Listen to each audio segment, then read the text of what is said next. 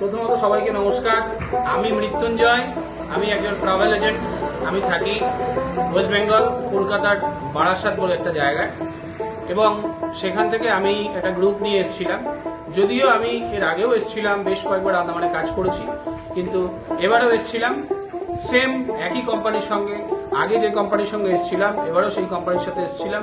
সেই কোম্পানি আর কোনো কোম্পানি নয়, আন্দামান এমারল্যান্ড হলিডেজ। সত্যি কথা বলতে কি, আন্দামান এমারল্যান্ড হলিডেজ মানে একটা বিশ্বাসের জায়গা, একটা ভরসার জায়গা। আমি যত কবার এসেছি ওনাদের সাথেই এসেছি, ওনাদের সাথেই কাজ করেছি, এবং ওনার যিনি মালিক প্রবীণ দা, রিসেন্টলি ওনার বাড়িতেও আমাকে ডিনারে রেখেছিলেন। আমাদের সাথে একটাই কথা বললেন, দাদা কোনো রকম কোনো অসুবিধা নেই, 100% কোঅপারেশন আমাদের তরফ থেকে আছে। আর সত্যি বলতে কি, কথা যা কাজে তাই, কোনো রকম কোনো অসুবিধা হয়নি। যাক, এবারে আমাদের প্ল্যান ছিল 6 নাইট 7 ডেজের, তার মধ্যে 4 নাইট আমরা পোর্ট ব্লেয়ারে ছিলাম। আজকে আমাদের প্রোগ্রাম শেষ। একটা গ্রুপ অলরেডি চেক আউট করে চলে গেলেন, নেক্সট গ্রুপ 2:30টা ফ্লাইট আছে, 12টায় চেক আউট করে চলে যাবেন। পোর্ট ব্লেয়ারে 4 নাইট ছিলাম, হ্যাভলকে 1 নাইট ছিলাম, এবং নীল আইল্যান্ডে 1 নাইট ছিলাম।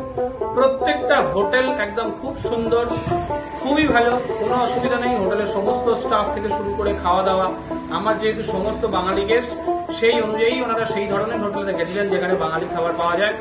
সত্যি কথা বলতে, আপনারা যদি আসেন, আপনারা আন্দামান এমারল্যান্ড হলিডের সঙ্গেই আসুন, তাহলে আপনারা ঠকবেন না, নিশ্চিন্তে আপনাদের ভ্রমণ সম্পূর্ণ করতে পারবেন। এই জন্যই আমি আপনাদের বারবার বলবো, যদি আন্দামান আসতে হয়, আন্দামান এমারল্যান্ড হলিডের সঙ্গেই আসুন, এবং আন্দামান এমারল্যান্ড হলিডেজের নতুন ইউটিউব চ্যানেল লাইক এবং সাবস্ক্রাইব করুন। Thank you so much.